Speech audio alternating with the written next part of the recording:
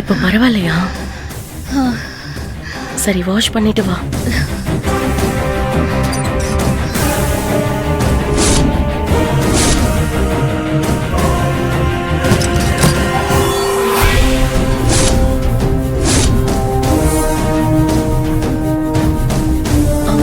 என்ன மேடம் இங்க நிக்கிறீங்க?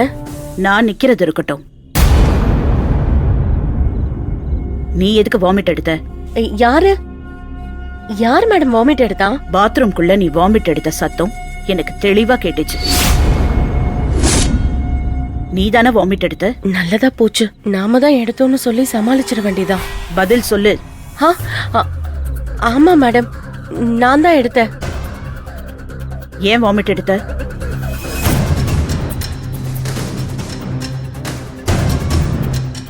சொல்லு. திடீர்னு ஒரு பொண்ணு வாந்தி எடுக்கிறதுக்கான காரணம் என்ன? இது என்ன மேடம் சில்லி கொஸ்டினா இருக்கு? இது சில்லி கொஸ்டின் இல்ல, சீரியஸான கொஸ்டின். எதுக்காக வாந்தி எடுத்த? மதியானம் கேண்டீன்ல சாப்பிட்ட லஞ்ச் எனக்கு செட் ஆகலன்னு நினைக்கிறேன், அதான் திடீர்னு வாமிட் எடுத்துட்டேன். தினமும் சாப்பிடுற சாப்பாடு இன்னைக்கு திடீர்னு உனக்கு செட் ஆகலையா? ஆயில்ல இருந்து மளிகை பொருள் வரைக்கும் எல்லாமே நாங்க ஃபர்ஸ்ட் குவாலிட்டியா தான் வாங்கி போடுறோம். அப்புறம் எப்படி உனக்கு ஏதாவது பண்ணும்? அளவுக்கு மிஞ்சினா அமிர்தமும் நஞ்சுன்னு ஒரு பழமொழி இருக்குல்ல மேடம். இன்னைக்கு கொஞ்சம் அதிகமா சாப்பிட்டுட்டேன், அதான் அமிர்தம் விஷம் ஆயிடுச்சு. அப்படியா? ஆமா மேடம், வாமிட் பண்ணது ஒரு மாதிரி டயர்டா இருக்கு, நான் போய் ரெஸ்ட் எடுக்கிறேன். இவ பேசுற தோரணையே சரியில்லையே, ஒருவேளை தப்பு பண்ணிருப்பாளா?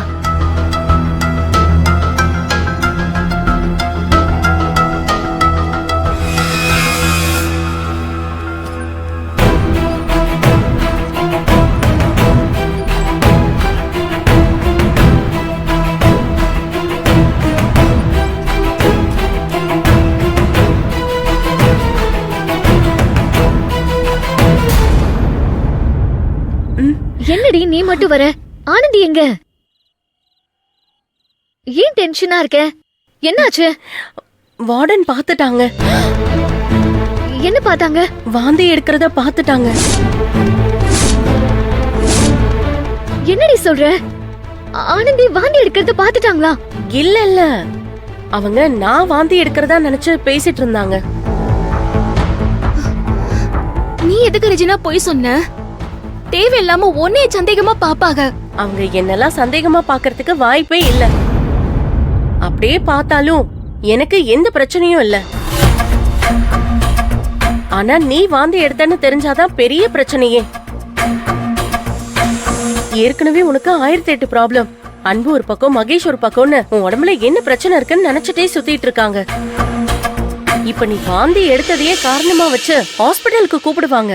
அங்க போனா கண்டிப்பா உன் பிரச்சனை வெளியில வந்துரும். அதுக்கு வார்டன் நான் வாந்தி எடுத்ததாவே நினைச்சிட்டு போட்டோம். நீ ரொம்ப சாதாரணமா சொல்லி போட்ட.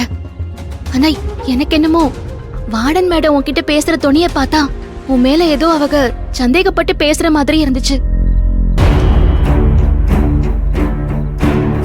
அதே எனக்கு பயமா இருக்குது.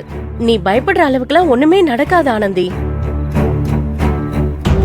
அப்படியே வார்டன் மேடம் சந்தேகப்பட்டு கேட்டாலும் வாங்க மேடம் போய் செக் பண்ணிக்கலான்னு தைரியமா போவேன்.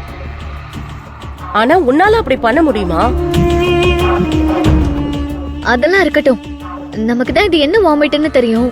நாம டென்ஷன் ஆகுறோம், ஓகே.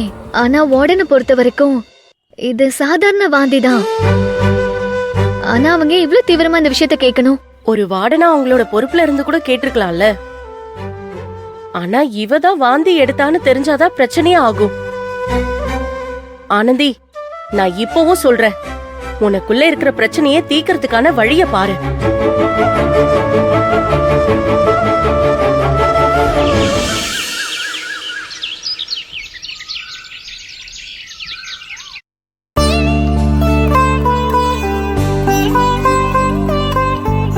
என்ன அண்ணி, எதுக்கு தாலியை என்கிட்ட குடுக்குறீங்க?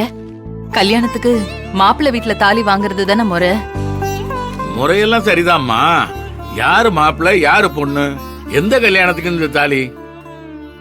மாப்பிள்ளை தவசி என்கிற அன்பரசன், பொண்ணு துளசி என்கிற துளசி ராணி. அண்ணி, நிஜமாவே சொல்றீங்களா?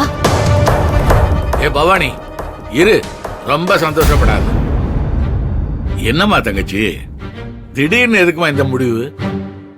அன்பும் ஆனந்தையும் காதலிக்கிறாங்கன்னு தெரிஞ்சதுனால தானே வெத்தலை பாக்கு மாத்திர இடத்துலயே நான் விட்டு கொடுத்துட்டு வந்தேன். ஏதோ சந்தர்ப்ப சூழ்நிலை இங்க வந்து தங்கி இருக்கோங்கிற காரணத்துக்காக நீ இப்படி திடீர்னு முடிவெடுக்கிறது எனக்கு நல்லதா படலமா. நான் என்ன சொல்றேன்னா, அவசரப்பட்டு எந்த முடிவுக்கும் வர வேண்டாம். இல்லன்னு, நான் எடுத்த முடிவு சரியாதான் இருந்துச்சு. ஆனா நீங்க தான் வெத்தலை பாக்க மாத்திர அன்னைக்கு ஏதோ அவசரத்துல முடிவெடுத்த மாதிரி ஆயிடுச்சு. அந்த முடிவுக்கு கட்டுப்பட்டுதான் நான் வேற பாதையில போனேன். ஆனா அந்த பாதை சரியா வரலன்னு. ஏமா லலிதா அப்படி பேசுற? ஏதோ அன்புக்கும் ஆனந்திக்கும் இடையில ஒரு சின்ன மனசாவும் ஒட்டிக்கிட்டு இருக்கு. இத போய் பெருசா எடுத்துக்கிட்டு நீ இப்படி ஒரு முடிவு எடுத்தது சரியில்லைம்மா. நாளைக்கு இவங்க 2 பேத்துக்கும் கல்யாணம் பண்ணி வச்சாலும் இப்படித்தான் இருக்கும். இங்க பாருமா, என் பொண்ணு துளசி இருக்காளே, அவளுக்கு இன்னும் கல்யாணம் ஆகல. மாமா மாமான்னு உருகுறா. நாளைக்கே அவங்களுக்கு கல்யாணம் பண்ணி வைக்கிறோம்னு வையேன், அவங்களுக்குள்ள சண்டை வராதா? கோச்சுக்க மாட்டாங்களா? இல்ல பேசாம தான் இருக்க மாட்டாங்களா? இதெல்லாம் ஊர் உலகத்துல நடக்கிறது தானே தங்கச்சி. அவங்களுக்குள்ள மட்டும் இல்ல, உங்களுக்குள்ள கூட மனஸ்தாபம் வரும். சண்டை போடலாம், திரும்ப வந்து பேசிக்கலாம். உங்ககிட்ட சண்டை போட்டான்ங்கிறதுக்காக ஒட்டுமொத்தமா வேண்டாம்னு சொல்லிட முடியுமா? இந்த பாருமா, உறவுன்னு ஒண்ணு இருந்தா முறிவு இருக்கத்தான் செய்யும். அது நிரந்தரம் இல்ல, மறுபடியும் சேரும். அப்பதான் உறவோட அருமை என்னன்னு தெரியும். ஏங்க, நீங்க எதுக்கு இப்ப குட்டையை குழப்பறீங்க? கொஞ்சம் அமைதியா இருங்க. அண்ணி சரியான முடிவுதான் எடுத்திருக்காங்க. சும்மா வெட்டி நியாயம் பேசி அவங்க மனசை மாத்த நினைக்காதீங்க. அன்னைக்கு வெத்தலை பாக்க மாத்திரப்போ நீங்க குழப்பம் பண்ணாம இருந்திருந்தீங்கன்னா இன்னைக்கு இவ்வளவு பிரச்சனை வந்திருக்குமா? பெரியவங்க நாம் எடுக்கிற முடிவுதான் என்னைக்குமே பிள்ளைங்களுக்கு சரியா இருக்கும். அவங்க விருப்பத்துக்கு விட்டா இதோ இப்ப பிரச்சனை வந்துச்சுல, இந்த மாதிரி தான் நடக்கும். ஏய், நீ வேற புரியாம பேசு.